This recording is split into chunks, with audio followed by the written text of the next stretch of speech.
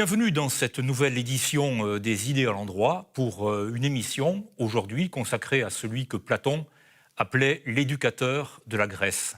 L'éducation, l'éducateur, c'est évidemment fondamental dans la pensée grecque, c'est la fameuse paideia. Platon parlait bien entendu d'Homère, et parlant d'Homère, il parlait nécessairement de ces deux grands poèmes fondateurs que sont l'Iliade et l'Odyssée, qui sont les poèmes de la fureur, fureur des dieux, fureur des soldats, des guerriers, des héros, fureur des éléments également, mais aussi les poèmes de la douceur, on l'oublie parfois souvent, de l'amitié également, la douceur de Pénélope, la douceur du porcher Eumée lorsqu'il retrouve Ulysse, la douceur également des bêtes et du chien Argos.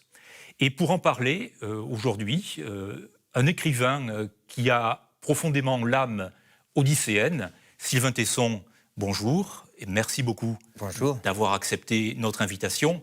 Il est évidemment superflu de vous présenter.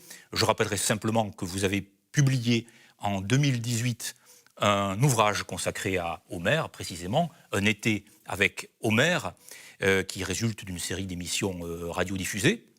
Ouvrage qui a été réédité en 2020. J'ai ici cette édition un peu plus récente, édition augmentée de tableaux, de dessins, et reprenant le texte premier. Et vous êtes donc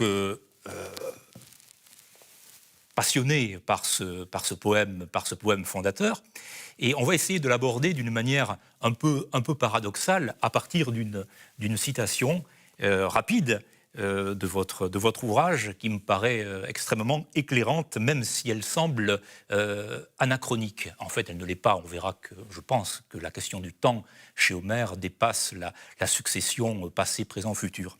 Voilà ce que vous écrivez donc dans votre été avec Homère à propos de l'Iliade et l'Odyssée. Ils, donc ces poèmes, nous aideront dans le brouillard de notre temps, car d'horribles siècles s'avancent. Demain, des drones surveilleront un ciel pollué de dioxyde, des robots contrôleront nos identités biométriques et il sera interdit de revendiquer une identité culturelle.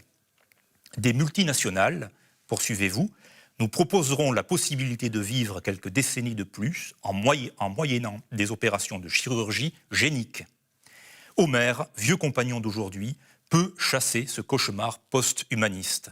Il nous offre une conduite, celle d'un homme déployé dans un monde chatoyant et non pas augmenté sur une planète rétrécie. Depuis que vous avez écrit ces lignes prophétiques, Sylvain Tesson, évidemment, le progrès a fait rage, comme disait Alexandre Vialat. Alors, comment expliquez-vous ce paradoxe qui est à l'œuvre dans ces deux poèmes-là, qui fait que lorsque nous les lisons, nous faisons retour à l'origine, en quelque sorte, nous accédons à ce qui est fondateur, à ce qui est originel, et en même temps, nous sommes dans un présent éternel, dans l'actualité la plus brûlante et la plus immanente, dirais-je. Quel est ce mystère qui est à l'œuvre dans l'Iliade et l'Odyssée ? Ce mystère est un miracle. C'est le grand miracle d'Homère. Je ne sais pas, j'ouvre une parenthèse, je ne sais pas si ces lignes étaient prophétiques, mais en tout cas, elles sont pessimistes. Or, le meilleur moyen d'être prophétique, c'est peut-être de se montrer pessimiste, parce que malheureusement, la course du temps ne mène pas à la perfectibilité de l'humanité. Le mystère dont vous parlez, entre le mystère de la lecture, qui nous fait accéder à un monde qui nous semble tellement étranger, tellement lointain, tellement étrange, tellement chatoyant, tellement incompréhensible, et qui, au bout de quelques lignes, au bout de quelques heures que nous passons dans le poème, nous paraît extrêmement cousin, puis fraternel, puis présent. Ce mystère est pour moi ce que j'appelle le miracle d'Homère, c'est-à-dire cette permanence extraordinaire où le poète a réussi en quelques lignes, il y en a beaucoup, il y a beaucoup de vers, mais il a réussi en quelques chants à tracer le contour de l'homme, de sa destinée, de ses aventures, de ses défis, de ses malheurs, de ses mauvais penchants, de ses espoirs. Et au bout d'un moment, on ouvre l'Iliade et l'Odyssée et on se retrouve devant un miroir. Et on se dit, toute cette assemblée de guerriers tellement bizarres, tellement étranges, avec des noms impossibles, avec des comportements tellement lointains. Mais en fait, non, il s'agit de nous, il s'agit de moi, mon semblable, mon frère. Ouvrez ces poèmes et ce sont des miroirs. Et comment peut-on précisément définir cet homme homérique, qui est une forme d'homme éternel? Là, c'est la formule de Chesterton. Quels sont ces... Vous évoquez donc les guerriers, les combats, le chant, évidemment, le poème divisé en chants. Quelles sont ces grandes caractéristiques de cet homme éternel, de cet homme homérique? L'homme homérique, c'est Ulysse. Alors, il faut distinguer peut-être la panoplie, l'éventail de figures, de portraits que Homère trace, qu'il peinturlure parfois, mais qu'il décrit souvent, et qui sont les combattants de l'Iliade sur le champ de bataille, qui tous incarnent des figures types. La violence, l'un incarne la violence, l'autre incarne la douceur, comme vous le précisiez, le troisième incarne le courage, le quatrième incarne la ruse. Alors là, nous sommes dans un chatoiement de personnalités, de figures types. Et puis soudain, il y en a un qui surnage, qui est Ulysse. C'est lui peut-être qu'on peut prendre comme un compagnon, comme un homme homérique, qui dit beaucoup de choses, oui, anthropologiquement, sur ce que nous sommes. Et le bonheur, le miracle ou le mystère de Ulysse, c'est qu'il concentre dans un seul être toute la complexité de l'homme. Homère ne trace pas une figure ulyssienne au sabre, avec le bien, le mal, la lumière et l'ombre. Ulysse n'est pas clair. Ulysse est un homme, donc il est complexe, il est labyrinthique. Il veut à la fois l'aventure, mais il veut le foyer. Il veut la volupté, mais il va vers la fidélité. Il veut découvrir, mais il veut aussi s'enraciner. Il rêve de son île, mais dès qu'il peut aller voir s'il n'y a pas des nymphètes qui traînent sur une plage, il y va. Il y a donc le tiraillement. Et c'est la meilleure définition, selon moi, de la vie qui nous est offerte. C'est extraordinaire, un miracle qui se passe entre deux intervalles, qui se passe dans un seul intervalle entre deux événements pour lesquels nous ne sommes pour rien, c'est-à-dire la naissance où nous sommes précipités sur la terre et puis la mort qui nous ravit, l'exercice tellement merveilleux de l'existence au moment justement où nous l'aimons le mieux. Et bien dans cet intervalle-là, il se passe des défis qui nous sont posés, des questions qui nous sont posées, des équations que nous devons débrouiller en permanence. C'est une pelote. C'est une pelote. Alors, cette pelote, ce nœud de deux choses l'une. Soit on la traite comme Alexandre le Grand qui coupe le nœud gordien et d'un coup de sabre, on la tranche. Et soit on fait comme Ulysse. On circule difficilement, âprement, parce que sa vie n'est pas drôle, en essayant de trouver une issue dans ce labyrinthe. Est-ce qu'on peut dire, Sylvain Tesson, que cet itinéraire-là, au fond, c'est celui, si on voulait le simplifier, c'est celui qui va du chaos au cosmos, qui sont deux mots grecs, bien entendu. C'est-à-dire, est-ce qu'il y a malgré tout, sans parler de direction ou de vecteur, puisque le monde grec est plutôt un monde cyclique, un monde rond, à l'image du bouclier d'Achille, d'ailleurs, sur lequel vous avez de belles lignes, de belles phrases.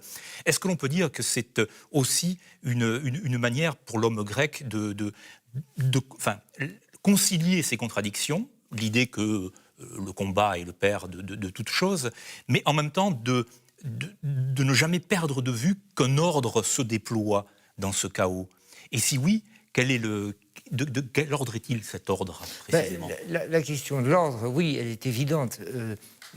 À la fois dans l'Iliade et dans l'Odyssée, nous sommes dans une tension, dans un cheminement vers la réinstallation d'un ordre que Gérard de Nerval, en deux alexandrins superbes, a exprimé dans un poème qui s'appelle Delphica, où Nerval dit « Ils reviendront les dieux que tu pleures toujours, le temps va ramener l'ordre des anciens jours. » Le temps est à l'œuvre et le temps ramènera l'ordre. Qu'est-ce que c'est que le désordre? C'est quand l'homme sort de sa tension, de son intention, qui est de maintenir un certain nombre d'éléments que Homère désigne très bien et qu'on pourra tout à l'heure énumérer. Il y a un ordre qui est un ordre cosmique et qui est un ordre humain. Et l'ordre, c'est la correspondance qui est établie, l'équilibrage l'harmonie, appelons ça l'harmonie, entre l'ordre humain, qui est cette bataille quotidienne de l'existence, mais qui s'inscrit dans un ordre cosmique. Et quand l'homme sort de cette marqueterie difficile, de cette construction très fragile, alors c'est le désordre. Le désordre peut être amené par la violence, la guerre aveugle, la folie humaine, la vanité, l'envie de se sortir de sa condition en s'érigeant comme supérieur au troupeau ou bien à l'égal des dieux. Enfin, tout ce qui participe de cette espèce de ce que les Grecs ont appelé la démesure, la folie, quoi, enfin, l'hystérie, enfin, je ne sais pas comment on pourrait appeler ça, la trépidation. On pourrait donner beaucoup de synonymes à cette notion de la volonté de surpuissance de l'homme. Ça peut être ça, le désordre. Ça peut être aussi le fait de s'écarter d'un principe d'harmonie naturelle. D'ailleurs, les dieux, à un moment, devant la furie guerrière des hommes, finissent par se fâcher. Et ils envoient comme expression de leur mécontentement le dérèglement du Scamandre. Fleuve. Le fleuve qui sort non pas de ses gonds, ça c'est la porte qui sort de ses gonds, mais de son lit. Oui. Il sort de son lit, le temps se dérègle, les fleuves sortent de leur lit, c'est-à-dire que tout ce qui est placé, tout ce qui est en place, tout ce qui demeure, tout ce qui se maintient, se déglingue. C'est le grand déglingage général, la grande électrocution du monde. Ce sont des chants terribles de l'Iliade, parce qu'on se rend compte que les dieux montrent aux hommes que leur petite folie personnelle dérègle toute l'harmonie cosmique. Alors, il y a ça, il y a l'ordre dont vous parliez, et puis la grande caractéristique du destin des Grecs, c'est une tension de leur destinée qui demande de l'intelligence, de la ruse, de la force, de la patience, de la mesure, vers une intention. Il y a toujours ça dans Homère, il y a toujours une intention. Il faut avoir l'intention de quelque chose et n'en pas dévier. Souvent, dans les chants de l'Iliade et de l'Odyssée, Homère, jamais en le dogmatisant, mais en le suggérant, montre que la grande erreur serait à un moment de s'écarter de la route qui nous est impartie, et de sortir du chemin, de sortir de l'ornière, de se désaxer, de se désorienter. Et très souvent, on peut lire l'Odyssée comme un retour vers un point très précis, vers un lieu très précis, avec une intention très précise qui est de rétablir l'ordre seigneurial sur l'île d'Ithaque. Et tous ceux qui oublieront qu'ils ont cette intention, ils ont ce destin, ils ont ce motif auquel ils doivent absolument souscrire et ne jamais oublier, alors ils seront punis. Si on sort de son axe, c'est la catastrophe qui arrive. Oui, c'est le grand sens de la justice, de la dikée ou de la némésis dans le monde grec. Et alors vous montrez très bien, c'est aussi une des caractéristiques de votre regard qui est bien sûr très, très aigu. Vous avez dit tout à l'heure, vous avez dit que Homère ne dogmatise pas, il n'y a pas de dogme chez Homère, ce qui est tout à fait exact. Et enfin en tout cas autant que je puisse le lire également, mais dans votre ouvrage, vous pointez comme ça, de manière à 3-4 reprises, les distinctions qui sont très importantes, évidemment, entre ce monde grec, ce monde polythéiste, et le monde dogmatique monothéiste. Et ces distinctions, enfin, il va de soi que la manière dont un grec comprend la vertu n'est pas du tout celle d'un monothéiste, quel que soit le monothéisme auquel il adhère. C'est quelque chose à laquelle vous êtes également sensible. Est-ce que vous diriez que le monde grec, dans sa vision de l'ordre et du désordre, disons, et du chaos, est un monde plus proche de votre propre sensibilité que ne l'est le monde qui va lui succéder, le monde romain, surtout au sens chrétien, enfin au sens catholique romain, si j'ose dire, ou le monde médiéval. Est-ce que vous, l'homme que vous êtes, l'écrivain que vous êtes, d'emblée, et se situe beaucoup plus... Enfin, votre Ithaque est-elle la même que celle d'Ulysse, ce monde-là, plutôt qu'une Rome plus chrétienne ou plus catholique?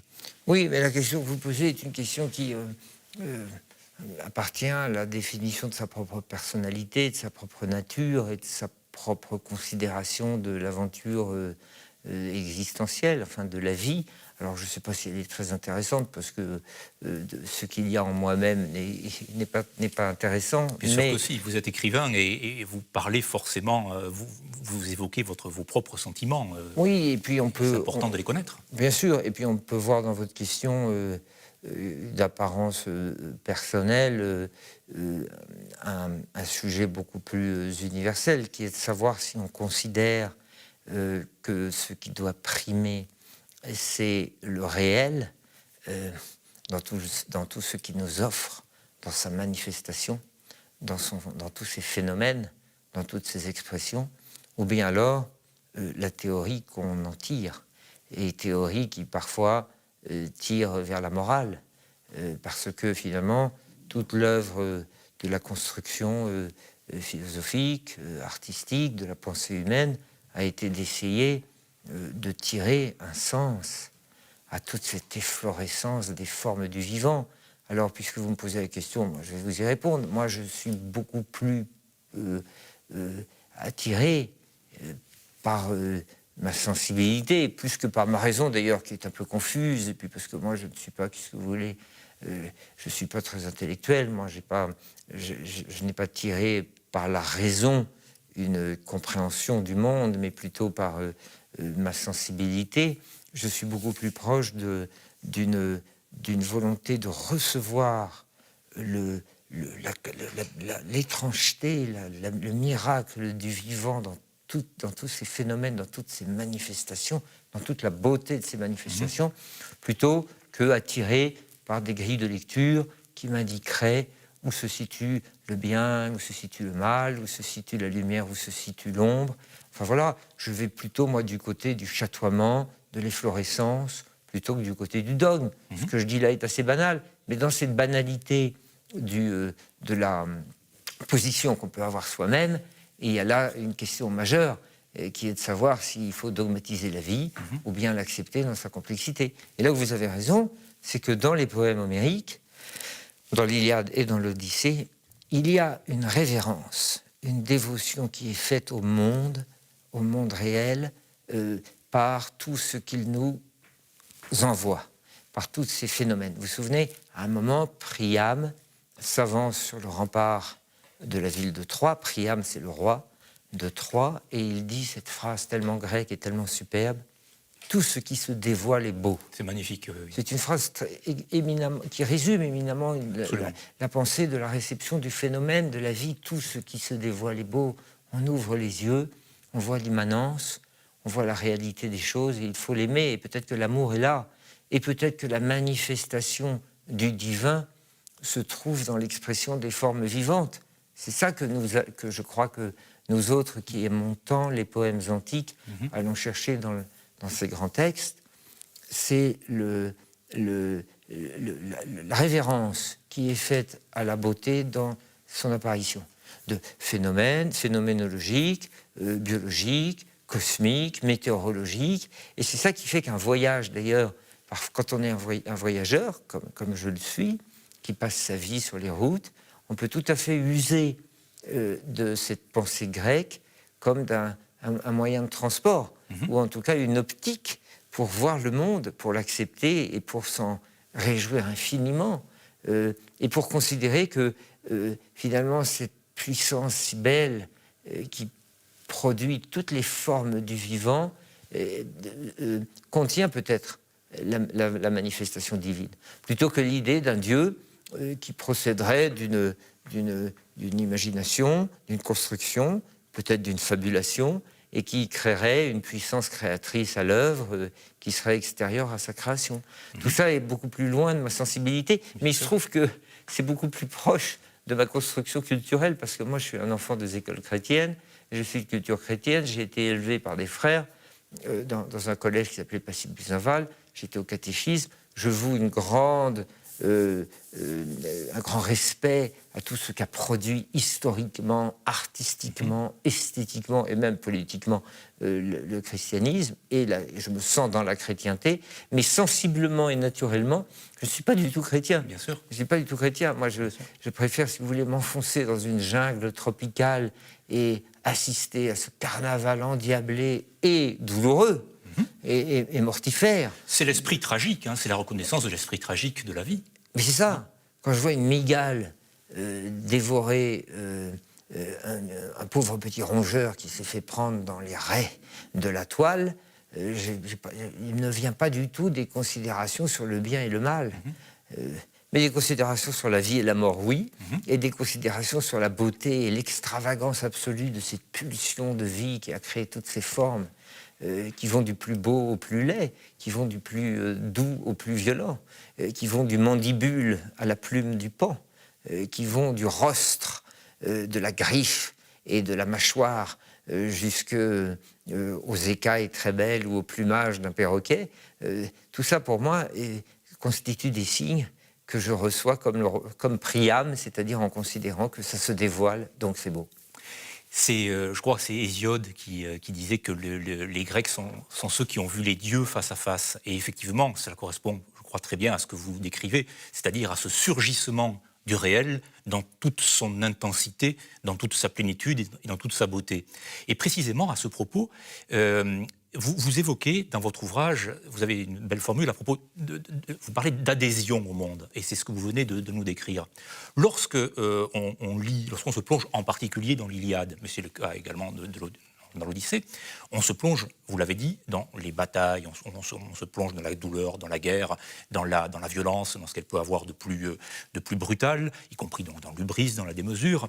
Néanmoins, cette amitié, cette beauté et cette douceur que l'on a évoquée demeure. Il semblerait que pour Homère, et peut-être est-ce à travers ce terme et cette réalité ô combien de la beauté, que l'être, disons, enfin l'existence, soit enrobé, enfin qu'il y ait une plénitude, je ne dirais pas, parce qu'on est déjà très platonicien, on est des siècles après Homère, hein, je ne dirais pas de bien avec un B majuscule, mais que la vie l'emporte, enfin, et la vie dans son intensité, dans sa splendeur, dans sa beauté, a le dernier mot. C'est quelque chose qui est recevable de votre côté. Cette tragédie n'est pas nécessairement triste. Non, en tout cas, la vie porte cette contradiction en elle. Vous parliez d'Hésiode, qui, je ne me souviens plus exactement de cette formulation. Oui, les Grecs sont ceux qui ont vu les dieux face à face. Vu les dieux face à face. Ce à quoi La Rochefoucauld, plusieurs siècles plus tard, finalement ajoutait, mais en transformant et en montrant qu'on était déjà passé dans une dimension d'un face à face beaucoup plus marquée et beaucoup plus écartelée entre la lumière et l'obscurité. Oui.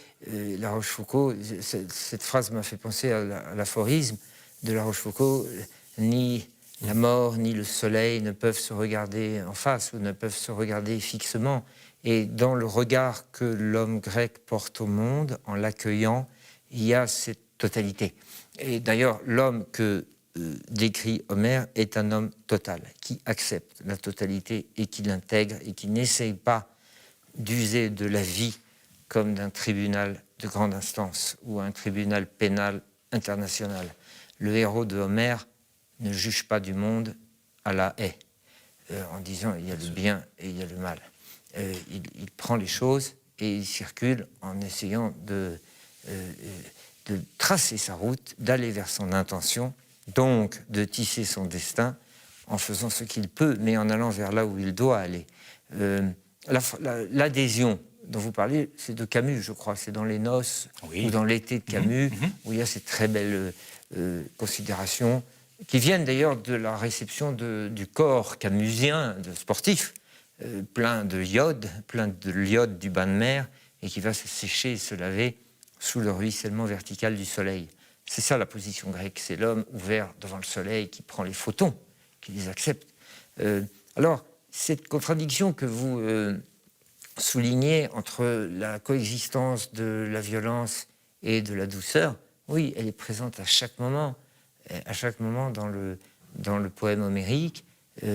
Quand il y a une bataille, il peut y avoir l'amitié. Quand il y a les pleurs, il y aura la joie. Il y a d'ailleurs la phrase, l'oxymore merveilleux de la femme d'Hector, qui voit partir son mari et qui a un rire en larmes.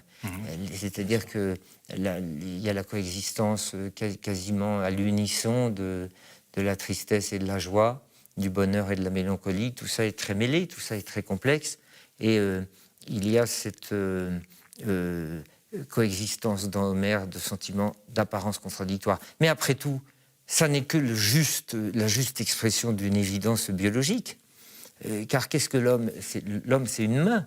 Or, la main, c'est ce qui donne la caresse, et c'est ce qui se ferme pour produire une arme. La première arme, le premier système d'armement, c'est le poing de l'homme qui frappe, mais la main qui peut caresser. Et le poème est plein de cette oscillation. Le poème homérique est plein de cette oscillation entre Hector qui part à la guerre, mais qui fait rire son fils en lui disant adieu. Il fait sa cantine, il part vers la guerre, il met son cimier, et le petit enfant a peur parce qu'il voit les plumes sur le cimier, sur le casque du guerrier. Et Hector s'amuse et en fait une poupée. C'est quasiment un moment de tendresse familiale et paternelle, alors que peu après, il va mourir. Le rire est en larmes et les larmes sont en rire, et tout le poème est un grand jeu de la grimace et de la tendresse. Oui, c'est le grand jeu du monde. Vous évoquez Albert Camus, un autre grand méditerranéen, bien entendu. On est dans le même Méditerranée solaire, solaire et ténébreuse à la fois. Vous avez utilisé ce mot, puisqu'on parlait d'esprit tragique, ce mot clé, évidemment, qui est celui du destin. L'homme grec, le héros homérique, Ulysse, disons, comment s'articule ce jeu entre le destin, et donc la volonté des dieux, et la liberté humaine? C'est aussi une opposition, parmi celles que vous avez soulignées, qui est aussi importante.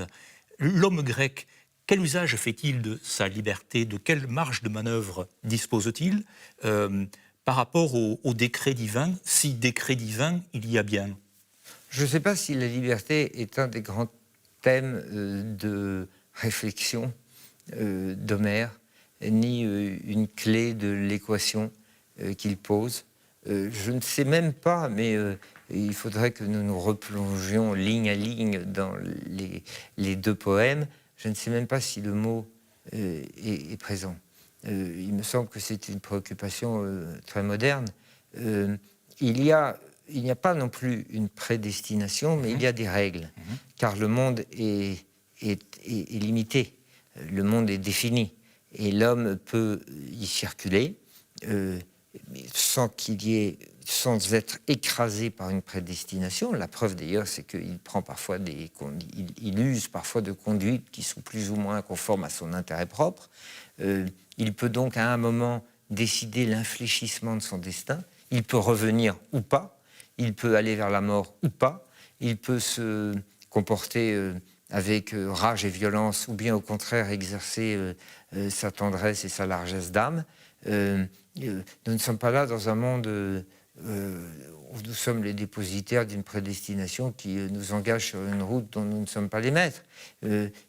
Et je crois que la meilleure réponse à la question que vous posez, c'est de voir que symboliquement, quelque chose définit parfaitement dans le poème homérique de la question du destin, qui est le recours permanent à l'image de la tapisserie, qui deviendra d'ailleurs l'arme suprême de Pénélope, qui est cette femme merveilleuse qui réussit à contenir les appétits et les aspirations des prétendants qui veulent prendre le pouvoir. Et en fait, elle les trompe extraordinairement pendant 20 ans. On connaît tous l'histoire, c'est la tapisserie de Pénélope, en disant qu'elle épousera un prétendant une fois que son ouvrage sera fini. Alors elle tisse toute la journée, mais à la fin de la journée, elle va détisser la tapisserie qu'elle a composée pendant le jour.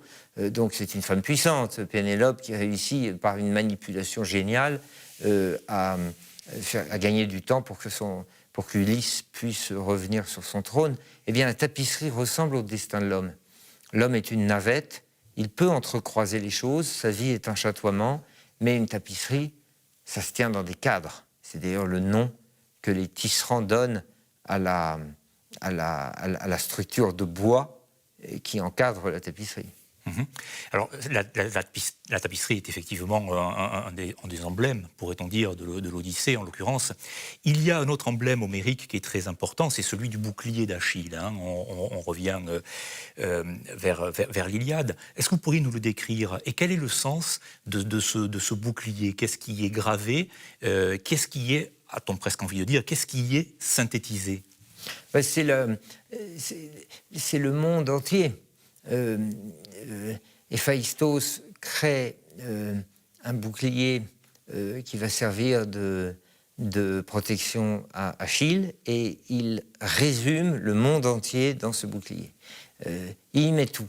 Il fait comme la petite Thérèse de Lisieux. Moi, j'adore la phrase de sainte Thérèse de Lisieux qui disait « Je choisis tout ». Oui, c'est admirable. Oui, elle prend tout. Elle fait ce grand mouvement superbe de l'embrassement. Mais oui. C'est le mouvement d'embrassement. Je prends tout. Moi, je prends tout. Je choisis tout. Voilà, je choisis tout. Ouais.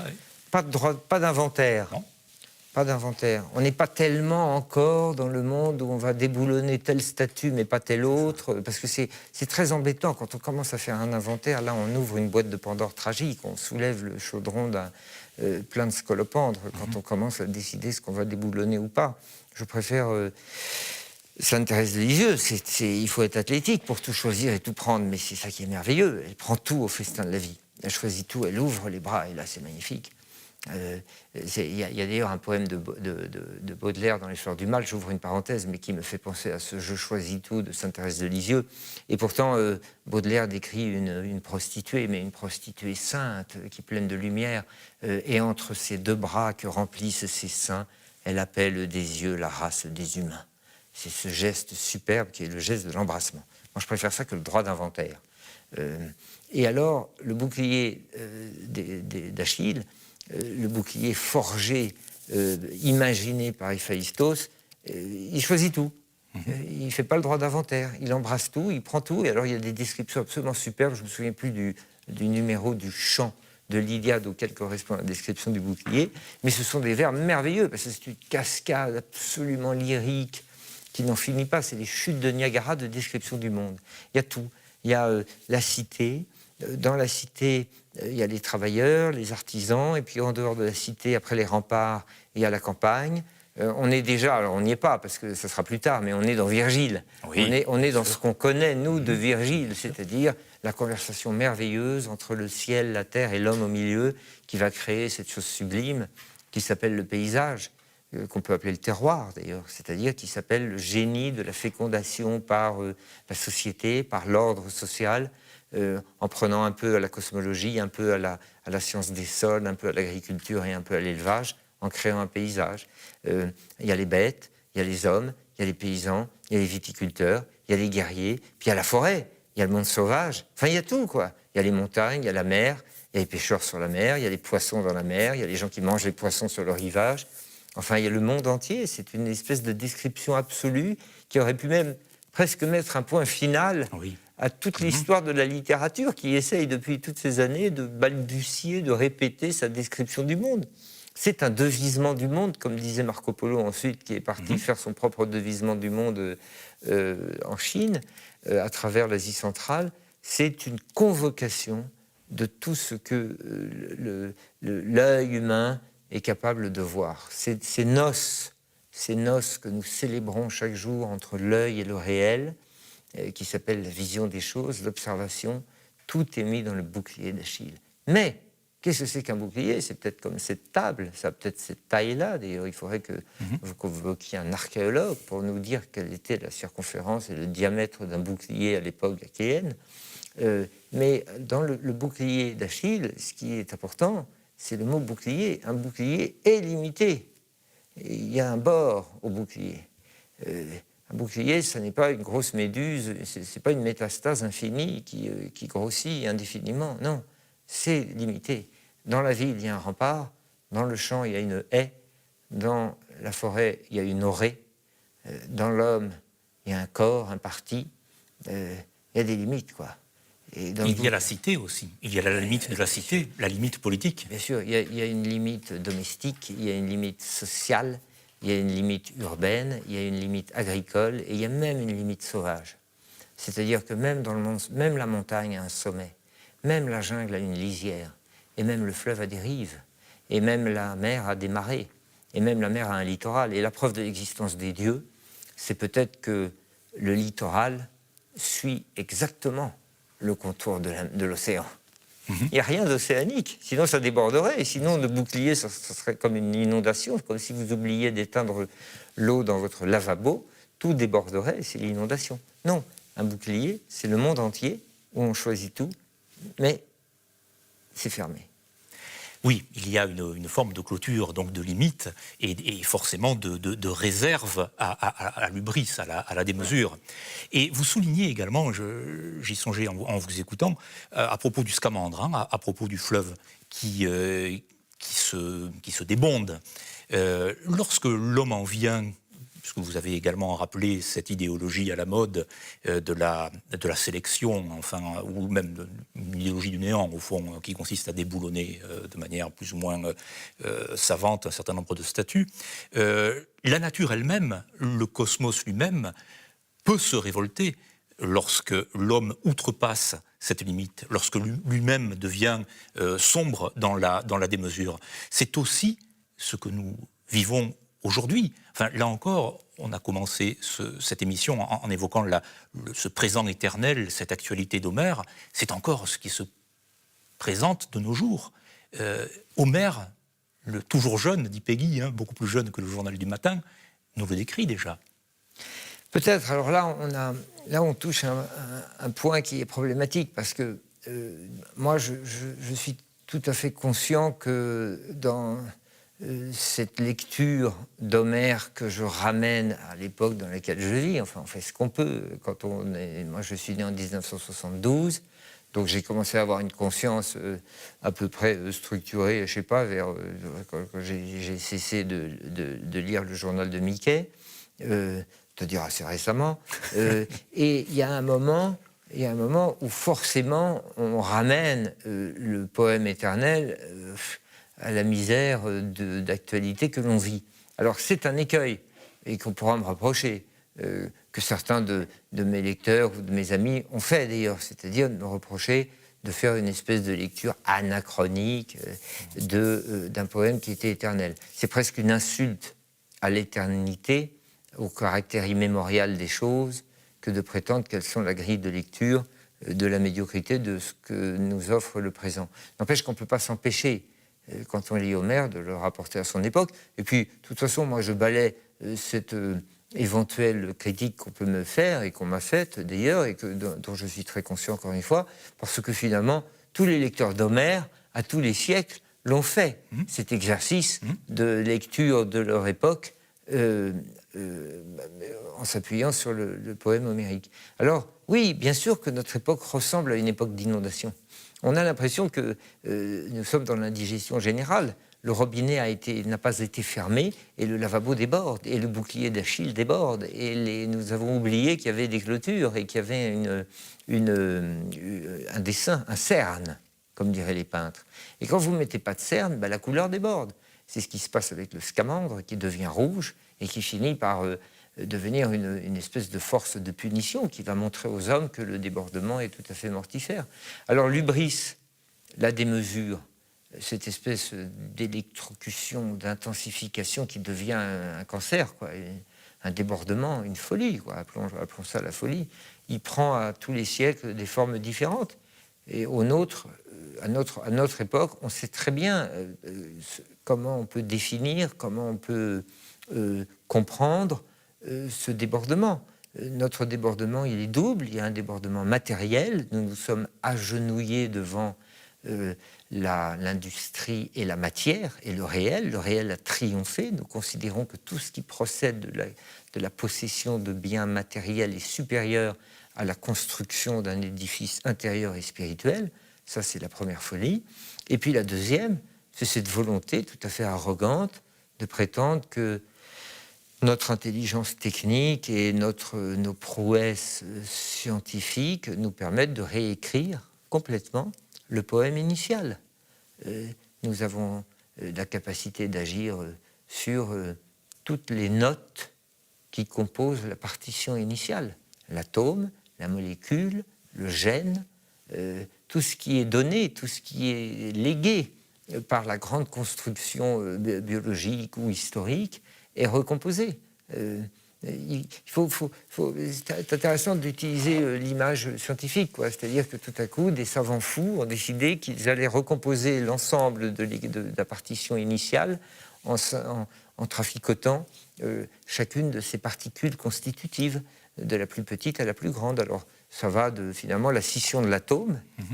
Quand on fissure un atome et qu'on fait de l'énergie nucléaire, eh bien, il y a un débordement du fleuve, puisqu'on ne sait pas très bien où ça s'arrête. Mais c'est la même chose quand on décide de manipuler les gènes, de tout repenser et de tout recomposer, et de décider, contrairement à ce que dit Priam, que ça n'est pas tout ce qui se dévoile qui est beau, mais c'est tout ce que nous imaginerons qui se dévoilera demain, qui sera bien plus beau que ce qui existe déjà. Voilà la forme de l'hubris d'aujourd'hui. Ça n'était pas tout à fait la même que celle de l'hubris de l'époque de la conquête du Nouveau Monde, ou que même l'époque, je ne sais pas, si on revient en arrière par une espèce d'anachronie mais inversée, on pourrait dire que le néolithique, le jour où l'homme a décidé de polir la pierre au lieu de la tailler et de planter un grain au lieu de cueillir un fruit, à ce moment-là, on était dans une hubris. Alors qui était certes encore limitée et tout à fait maîtrisable, mais c'était une forme déjà de pas en avant.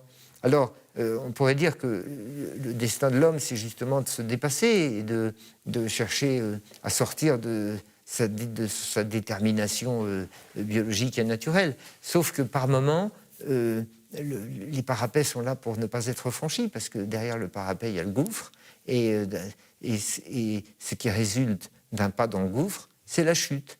Voilà pourquoi cette image du débordement du scamandre lié à la considération de la limite du bouclier d'Achille me semble très illustrative de ce qui pourrait nous arriver. Mais encore une fois, puis je conclus, encore une fois, je conçois qu'on puisse trouver que ce sont des acrobaties analogiques à 2800 ans de distance qui s'annulent, qui n'ont aucun intérêt parce qu'elles sont trop spécieuses et trop tarabiscotées. Oui, moi je crois au contraire qu'elles sont extrêmement fluides dans votre esprit, dans votre pensée, dans votre écriture. Vous venez de publier, je crois que c'était au mois de mai, dans la même collection d'ailleurs, un été avec Rimbaud, et le lien, enfin ce par quoi vous commencez dans votre ouvrage, le lien avec la citation que j'ai essayé de faire tout à l'heure est tout à fait éclairant, tout à fait évident. Homère, Nerval, vous avez cité Baudelaire également. La poésie, pour vous, est vitale, c'est une évidence, et vous habitez le monde en poète, enfin, toute votre œuvre en témoigne.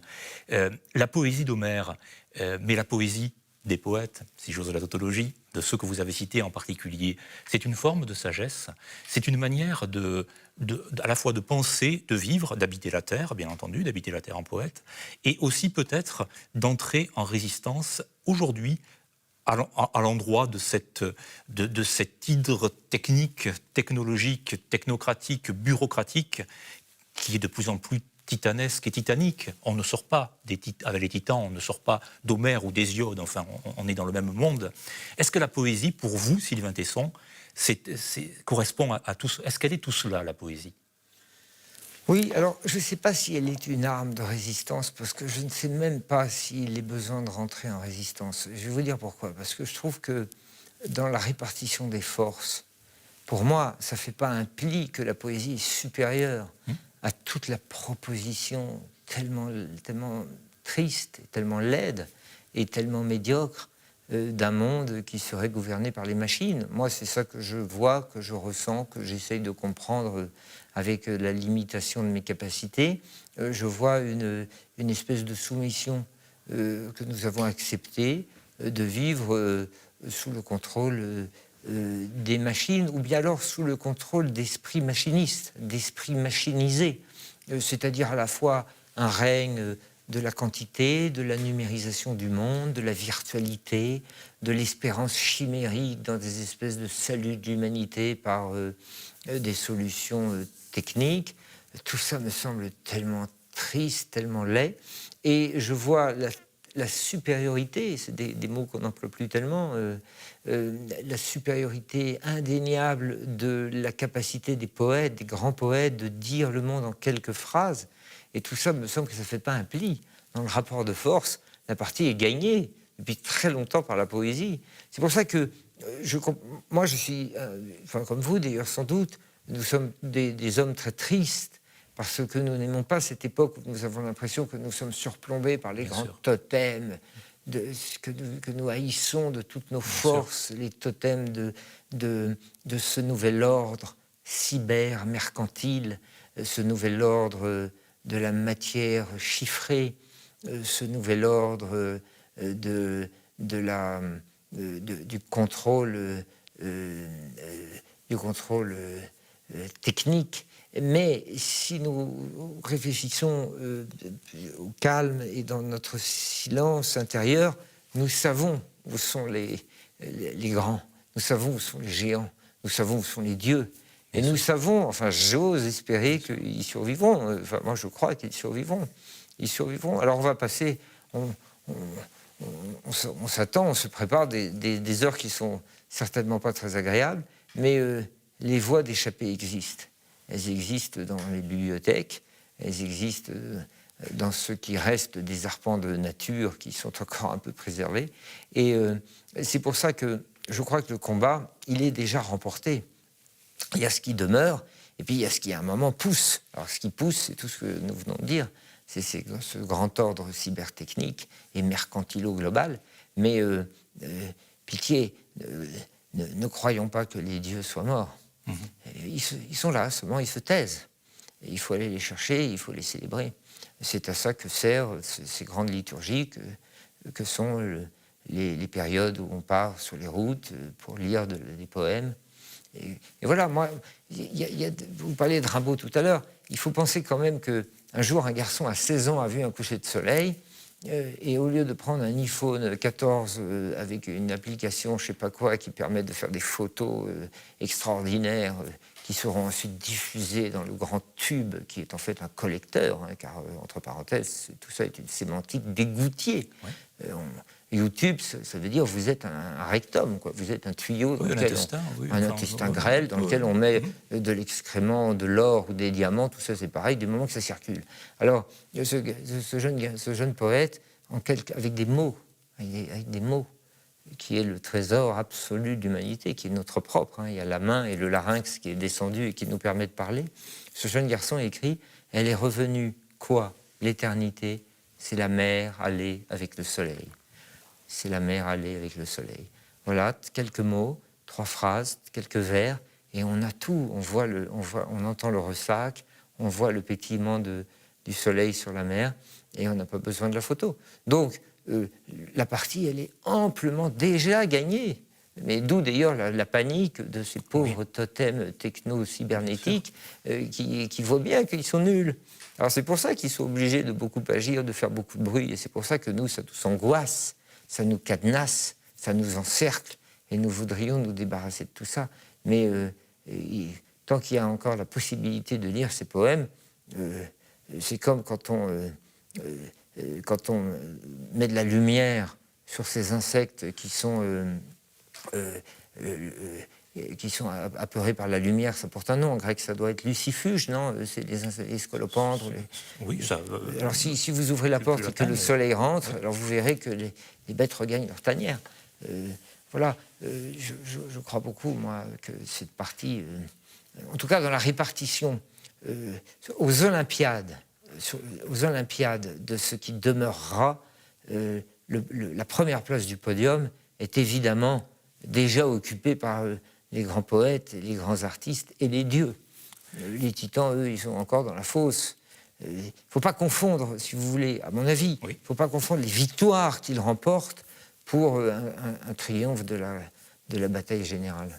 Oui, c'est-à-dire qu'à vos yeux, le combat de l'esprit, précisément, et le combat de la dimension verticale, j'y pense parce que vous êtes un grand escaladeur, vous êtes un homme de la verticalité, vous êtes un homme du haut des cimes, disons, pour citer un grand penseur également.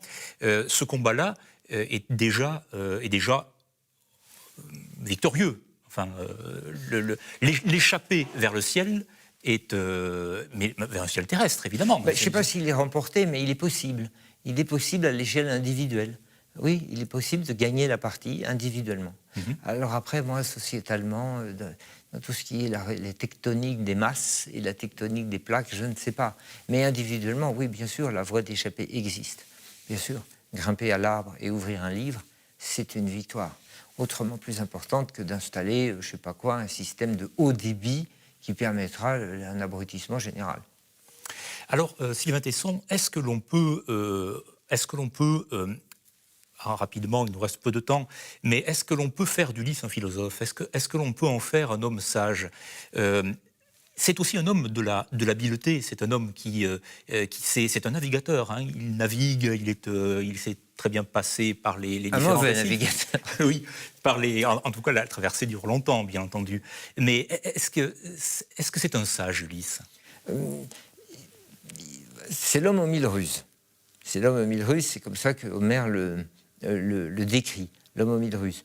En tout cas, c'est un homme qui est victorieux, puisqu'il revient à ce qu'il avait choisi de reconstituer et d'acquérir. C'est-à-dire à la fois une patrie physique, une fidélité amoureuse à Pénélope et une réinscription dans la lignée dynastique. Le père, il ne faut pas oublier que quand il revient, il y a dans tout le protocole, dans l'ordre des reconquêtes de son royaume retrouvé, il y a le trône, le palais, Pénélope, la nuit d'amour, tout se réinstalle, tout se rétablit, et il y a le père. Il revient vers Laërte, il va voir son vieux père, qui l'emmène au jardin, il reconnaît les arbres de son enfance, la symbolique de l'arbre est superbe. L'arbre, de toute façon, finalement, vous auriez dû inviter un arbre, d'ailleurs. Ici, au lieu de m'inviter, vous auriez eu vos réponses très très vite. L'arbre, il prend racine, il pompe la matière, le nutriment de la terre, il le projette par les systèmes extraordinaires de pulsations chlorophylliennes et de la sève à travers le tronc. Il y a le bouquet final qui s'appelle une frondaison, qui vient capter le photon. C'est extraordinaire. Un arbre, c'est une usine symbolique et philosophique tout à fait surplombante. Alors c'est l'arbre qui permet à Laërte de croire que c'est bien Ulysse qui revient. Donc il y a la réinscription dynastique, puis après il se réoccupe de l'agriculture et de rétablir finalement ce que vous appeliez tout à l'heure l'ordre, l'harmonie virgilienne, quoi. Bien qu'encore une fois, ça soit anachronique, mais l'harmonie conversationnelle entre les hommes, la terre, les bêtes et le ciel. En cela, oui, bien sûr que c'est une philosophie du retour, du rétablissement, de la restauration. C'est une restauration. L'Odyssée, c'est l'histoire d'une restauration. Par l'aventure, par la curiosité, par la ruse, par la malignité d'Ulysse. Savoir s'il y a une sagesse, je ne sais pas. Savoir si ça, c'est une conduite sage, oui. Certainement, le saillant de cette question que Ulysse se pose de savoir où il doit aller et ce qu'il doit faire, c'est le chant qui concerne Pénélope. Pénélope lui propose une forme d'hubris. Elle lui dit, tu restes avec moi pas Pénélope, Calypso. Calypso, qui est une divinité superbe, la plus belle, lui propose de rester avec lui, d'acquérir l'immortalité et de vivre toute une année, enfin toute sa vie d'ailleurs, et toute son éternité, dans la volupté, la beauté, la grâce, enfin la divinité, quoi. Ce à quoi rêvent les hommes d'aujourd'hui, qui veulent se débarrasser des limites biologiques instruites par la nature. Calypso lui propose la divinité et l'éternité, et lui refuse, parce qu'il pleure et il se souvient de Pénélope. Pourtant, ça sera moins drôle. Ça sera moins drôle parce qu'elle aura 20 ans de plus. Et là, il sera cette beauté absolue qui doit être superbe. Ça ne doit quand même pas être désagréable de passer toute l'éternité avec une splendeur absolue, une bombe atomique sur une plage de sable blanc. Ça, moi, je signerais tout de suite. Mais Ulysse, peut-être là, oui, a-t-il une sagesse qui est de revenir vers la seule chose qui permet à une vie humaine de se déployer dans une forme de beauté et d'harmonie, et qui est le retour et le rétablissement d'une limite. Merci beaucoup Sylvain Tesson pour ces propos eux-mêmes royaux et qui nous ont projetés dans un bel été alors que nous sommes au seuil de l'automne, mais qui ont été eux-mêmes, je crois, des propos solaires. Merci. Merci à tous et à très bientôt pour une nouvelle édition des Idées à l'endroit.